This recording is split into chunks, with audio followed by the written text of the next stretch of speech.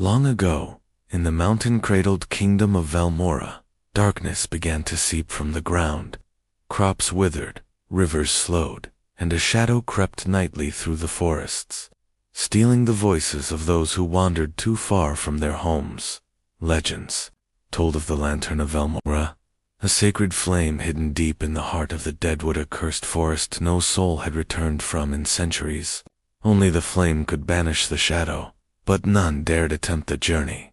None, except a blacksmith's daughter named Kale. Kale was not the tallest, nor the strongest, but her heart beat with the fire of 10 warriors.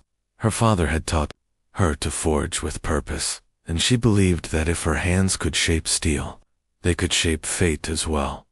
With her father's hammer slung on her back and a silver pendant for courage, Kale entered the forest. The deadwood was no ordinary place. Trees whispered lies, and fog wrapped around her like jealous fingers. But Kale pressed on.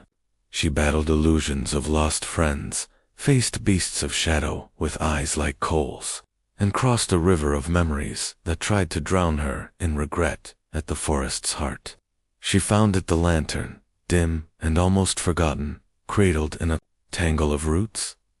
But there was a guardian, a beast of pure darkness, born from centuries of fear. Kale raised her hammer not to strike, but to shine.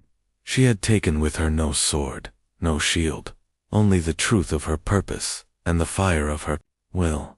"I'm not here to destroy," she said, voice steady, "only to remember." The beast paused. It was not used to mercy. Kale stepped forward, unafraid, and lit the lantern with a single spark of her own fire for within her. It had lived all along. The darkness shattered.